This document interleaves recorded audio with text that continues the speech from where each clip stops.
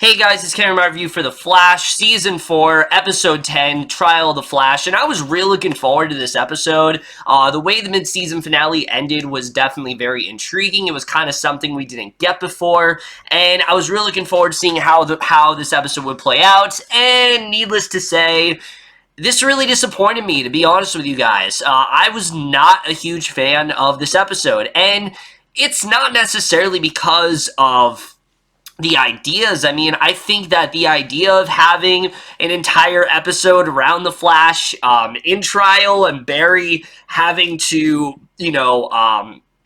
try to, convince them of his innocence, that's a really cool idea. I really do like what they did there, but that's not what this episode really was. Instead, what we got here was a very overstuffed, just very predictable episode that I think could have been a lot more, but I don't know, it just seemed really half-assed altogether, and like I said, it just didn't really work for me. But let's just get into it right now. We start off, and it starts off well enough. We see Barry, he's booked in for DeVoe's murder. He tells the officers questioning him that he's being framed, and Singh tells him to tell it again. So Joe watches as Marlise is burying DeVoe, and obviously she's in on the entire thing. She knows very well what's gone on, but once Barry's out, the team meets at Star Labs. Barry tells the others that DeVoe got what he wanted, and we see that Harry figures that Dominic's power let DeVoe usurp his mind, and Cisco explains he hacked the GPS anklet on Barry to make it look like he's still under house arrest,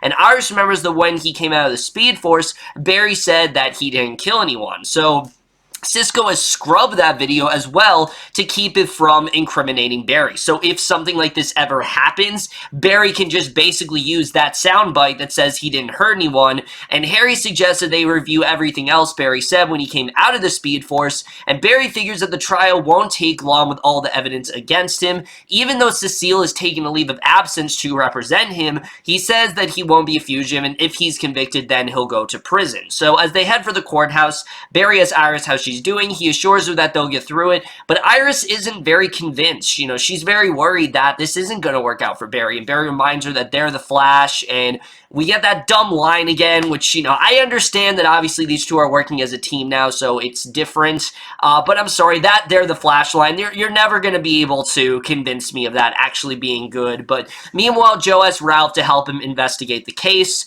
and we then see Dominic, who tells the mechanic that he's both was and who he desires to become, and obviously Dominic is now DeVoe. He strokes her cheek, realizes that she doesn't care for it, and DeVoe has Dominic's ability to read thoughts, and I thought this was actually really cool, the way that he's kind of been able to enhance some of his abilities by obtaining some of, Dominic's abilities. So, the things that Dominic was able to do, he still can do. He's obviously just in the mind of DeVoe. And he tells her not to lie to him when she claims that his touch doesn't bother him. He asks her to see past his body and see who he really is, assuring her that he's nothing without her. And after a moment, Marlise does kiss him. And obviously, it's very different now. He's not wheelchair bound. He doesn't have that condition that was, really affecting him, and, I will say this, I do like seeing Kendrick Simpson, I believe his name is, in this role. He does do a good job for the most part. I don't know if he has the charisma that Neil Sandilands does have, but I'm interested in seeing really how long this is going to last. Neil Sandilands is still billed as a main character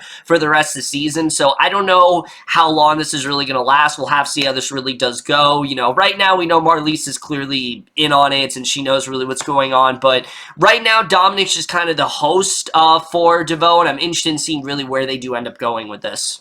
However, once we get to the courtroom, that is really when things start to get messy and honestly pretty rushed. We get to the courthouse and automatically we're introduced to this attorney, Anton Slater, and this would have been a good scene if we actually knew of this character, but he's just kind of comes out of nowhere. He's representing both Marlise and DeVoe, and obviously, I'm not saying we need like an elongated scene of introducing this character, but he just comes out of nowhere, and we don't even know who he's representing at this point, but he makes his opening statement saying that Barry is the killer, even though he's a crime scene technician. He tells the jury that Barry used his profession to stalk a beloved professor and kill him in cold blood, and obviously he's trying to implicate Barry as the killer here.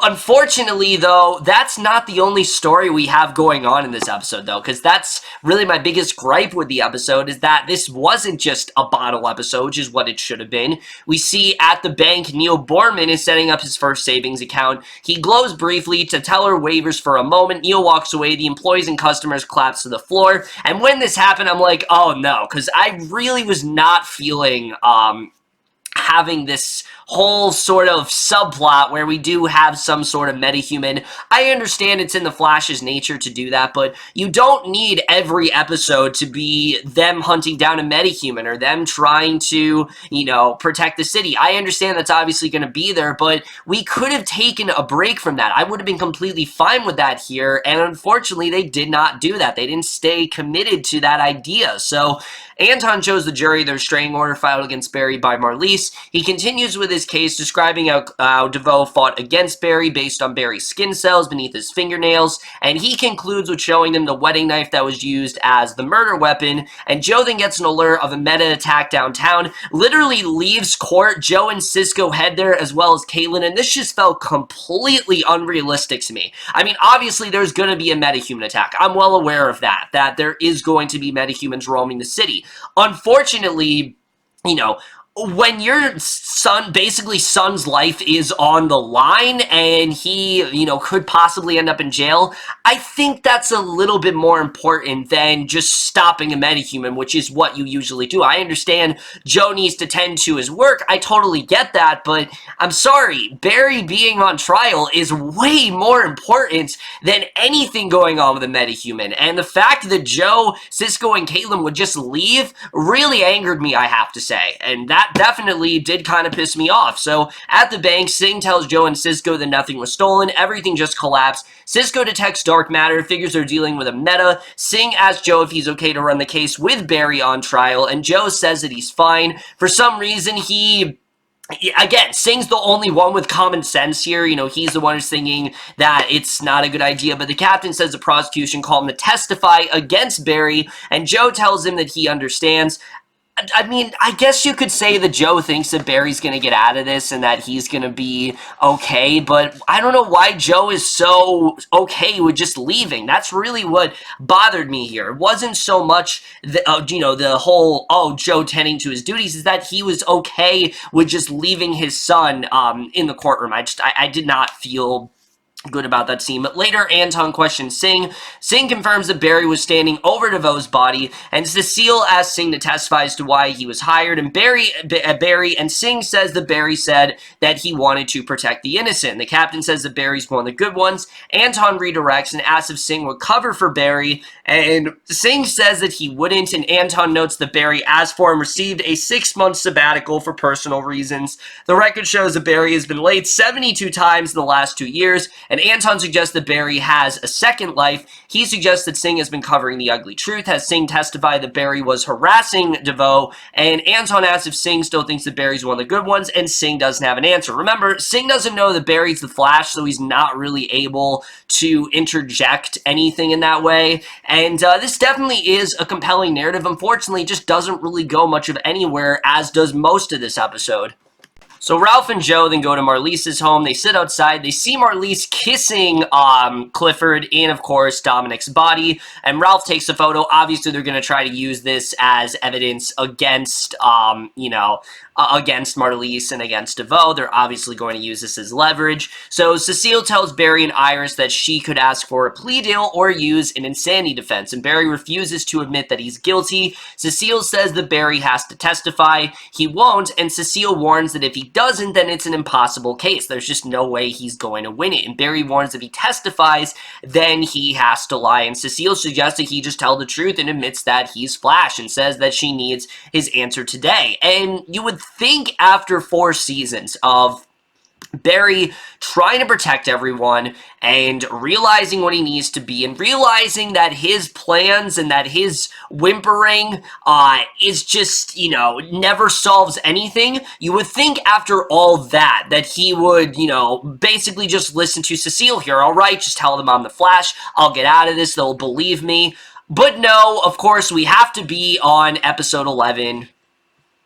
But no, that's not the way this does end up going, because we then, well, we'll get to that in a little bit, but at Star Labs, we then see Cisco and Harry, they're going over the bank's security footage, they discover that it has interference, and Keiynan comes in, says that everyone at the bank then passed out because of radiation poisoning. The radiation caused the camera interference as well, and Harry warns that the meta has a similar makeup to a radiation bomb. The fallout could be catastrophic, and Cisco suggests that they nickname the meta Fallout before going to check the satellites for a radiation signature, and Anton then calls Marlies to the stand. She describes how Barry harassed her husband until she filed a restraining order, and she goes over all this bullshit, basically, where Ralph and Joe come in, they give Cecile the photo, while Marlies says that she last saw her husband on DeVoe. She testifies that DeVoe went to confront Barry at his apartment. He went despite Marlies begging him not to go. Marlies then begs into tears. She says that she let DeVoe go, and again, to her credit, the actress playing Marlies, I did think gave a very strong performance here, you know, in the courtroom and outside. The actress herself, and of course, Marlies, you know, acting, she did do a very good job as that, but Cecile enters the photo into evidence. Judge Hankerson allows it. She explains the photos were earlier today and asks who the man that Marlies is kissing in the photos, and Marlies says that she's known Dominic a few months ago. Cecile suggests that she was ready to be with another man, and Marlies claims that she and Clifford met Dominic at an ALS gala a few months ago, and DeVoe urged her to turn to Dominic for the comforts, needs he could no longer fulfill, and she insists that Clifford saw Dominic as a tool to bring the two of them together, and that her heart will always belong to DeVoe. So Cecile warns Barry that it didn't go well, asks what he's decided. Barry says that he's not going to do it. Yeah, you would think after everything that Barry's gone through that he would listen to Cecile, but no, he doesn't want to do it. He doesn't want to reveal that he's the Flash. Iris then follows Marlies out of the courtroom, and here's where we get some of the most infuriating scenes of the entire episode, because she tells her to just drop the act. You know, we're here. You can just show that you're not actually upset, and she asks Marlies is doing what she is doing, and Marlies says that the world has bigger problems than Barry. Marlies refuses to explain. Iris warns her it will come to an end. The woman says she and DeVoe also had passion, and that she's doing what she has to do for her husband. She asks Iris what she's willing to do for Barry, and then walks away. And you would think in this scene that Iris would maybe, you know, find a way to use this against Marlies, like, oh, I don't know, record her. That might be a good thing to do, just record her doing that. But no, the writers clearly aren't smart enough to come up with this thing, because again, we got to have this metahuman plotline that nobody cares about, where Cisco locates Neil. He's downtown on Main Street. Vice and Harry then breach there. They stop a nuclear waste tanker. They tell the driver to move along, unaware that it's Neil. Iris then goes back into the courtyard, says that there's something Hankerson needs to know. She starts to announce that Barry is Flash, and again, I wanted her to admit it. I genuinely wanted her to admit it, because I wanted to see something different. I'm tired of having this plot line of Barry can't tell the world. Barry can't out himself as a Flash. As much as I have picked on Arrow this season, I do like that, you know, most of the world knows that Oliver is the Arrow. I do like that for the most part. So basically, Barry super speeds over, accelerates the two of them so that everyone is apparently standing still. He says that he already decided not to reveal his secret identity. He says that if everyone knew his secret, then they'd never stop running, and criminals would target their friends as well. And I'm sorry, this is just a dumb reason. And here's the thing. The reasoning of him wanting to not out himself as the Flash because he wants to protect his friends, okay, that's fine, but the problem with that is that your friends are going to be just as much in danger if you don't tell them you're the Flash, because evil is still going to come after. There's always going to be criminals roaming the city. It's not going to make a difference whether or not you tell them you're the Flash. I don't understand the mindset there. I really don't. I don't get what Barry is doing, and you know, to me, it's just kind of like, oh, because it's episode 11, we can't really have that happen right now. But honestly, it's bullshit. I want to see something change. I want to see something different happen. It seemed like something different was happening, and the fact that Barry doesn't want to reveal to them definitely did annoy me here for sure. So anyway, Iris does say that Barry is innocent, obviously because he convinced her to not denounce him as a Flash, and we see Ralph and Joe go back to the DeVoe house. Joe asks him to open the door using his powers. Ralph realizes that Joe has plans to plant evidence to frame Marlies, and Ralph tells him that it's a solid plan. However, he warns that eventually they'll catch Joe and take his badge, and will eventually fall into self-pity. And I actually really did like this scene, because like I said, I did not like the fact that Joe was just okay with leaving Barry there, but this I do like. I like that Joe's trying to do his own side work, but he's in over his head. This might not completely work out, and Ralph describes from personal experience how one night Joe will realize that he did the wrong thing and it's going to ruin his life. So he opens the door, wishes Joe luck, and then walks away. So the prosecution rests. Cecile doesn't present a case, and we then see Neil. He gets off a bus. The driver collapses behind him. He walks down the street, bumps into a woman. She collapses. Everyone on the street does as well as Neil starts to glow. Keiynan picks up the spike in radiation. Harry warns that if Neil hits 10,000 rads, then he'll explode. So Cecile makes her closing statement, says that Barry has dedicated his life to Central City. She insists that Barry is a good man and an innocent man, just as Joe and Barry's cell phones go off. Barry stands up, says he has to go, claiming that it's an emergency, and he literally has to leave court. I'm not joking. Yes.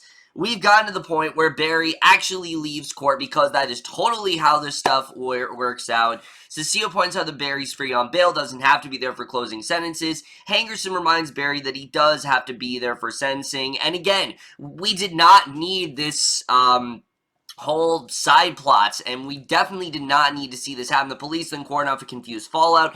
The officers collapse from radiation poisoning. Flash gets them away, then tells her Fallout that radiation is dangerous, then starts suffering from radiation poisoning. The others warn that Fallout is at 7,500 rads, and it's too much for Flash to self-heal. Fallout then blasts Flash back. Cisco tells Keiynan to transform to Killer Frost and cool Fallout down. Cisco and Harry yell at her until she transforms, and Vibe then breaches her to Fallout. She freezes Fallout, but he soon melts through the ice and blasts her back. Flash confirms that Frost is okay. Flash suggests that he creates a vacuum around Fallout to contain the blast.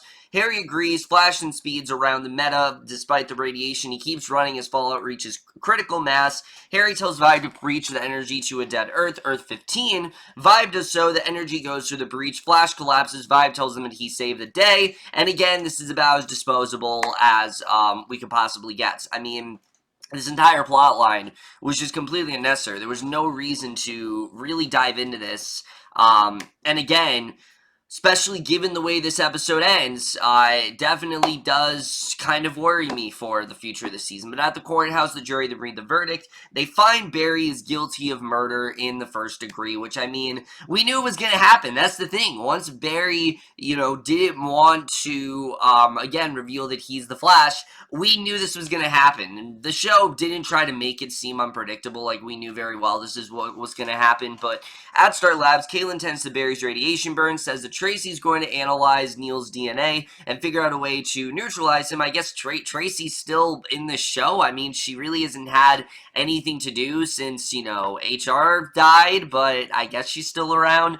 But Cisco and Harry watching a newscast about Barry's verdict. Anton plans to ask for a life sentence. Joe and Iris arrive. Barry points out that they knew he wouldn't be found innocent, but they'll keep fighting. So Barry goes them back to the courthouse for sentencing. Iris tells Barry that she got her strength from being a rock. She promises to be strong for him. And at the courthouse, Barry sees DeVoe go into a room, follows him in. DeVoe is expecting him, says that no matter what path Barry chose, all paths led to his training. Barry asks what he's planning, and DeVoe tells him he has no chance of understanding his plan.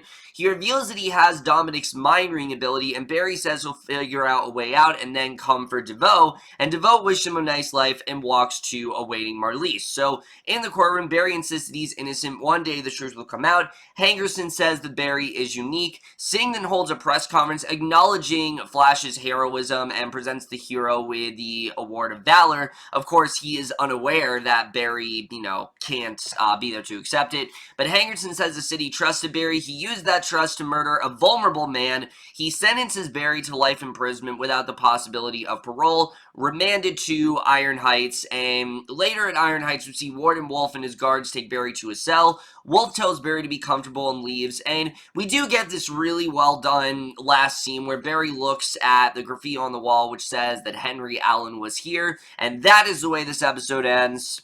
So, yeah, like I said, guys, this was definitely not one of the better episodes of the season. In fact, it was probably my least favorite episode of this season.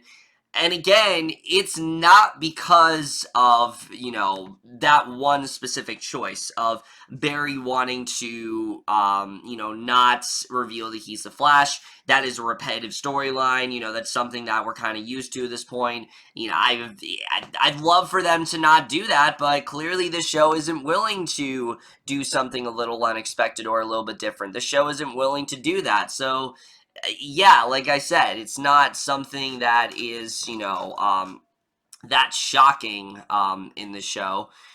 I think, again, the whole problem with this episode stems to the fact this episode was extremely rushed, and this whole trial was as rushed as it could possibly be, and I think that really is the biggest problem when it comes to this episode, because look, if we have gotten more planning and we would have gotten more scenes between the characters, trying to prepare the courts and figuring out what to do here, I think it would have made a lot more sense. There were a lot of things here, like I said, I just was not okay with. Joe, especially, him just leaving Barry there. I understand he was trying to do his own side work, but he just didn't really think it through. I like that Ralph was there to stop him, because this could have gone horribly wrong for Joe. And look, people really don't like Ralph, but think about if Ralph wasn't there. This could have been horrible, honestly. This could have been horrible for Joe, and it could have ruined, ton of stuff, and I'm glad to see that Joe did not try to press on with, trying to implicate, obviously, trying to implicate DeVoe, which, I mean, he could have. That's the thing. If we would have spent more time, maybe he could have gotten something. Maybe he could have done a little bit more, research on DeVoe. Maybe he could have done more to incriminate him. He could have definitely done a lot more there. The whole idea of Barry not wanting to reveal he's the Flash, again, it does sound like a good idea on paper, that he doesn't want, that he wants to protect his friends. But here's the thing. It's ironic that he says that when in the same episode, when Barry is, in court and, he can't save the day as the Flash, his friends clearly cannot do it alone. I mean, we saw that. Cisco and Keiynan could not take on Fallout alone. They needed the Flash to literally leave courts. This should give Barry the incentive that, hey, maybe I should tell them. Maybe they do need the Flash, because Barry's now going to be in jail now.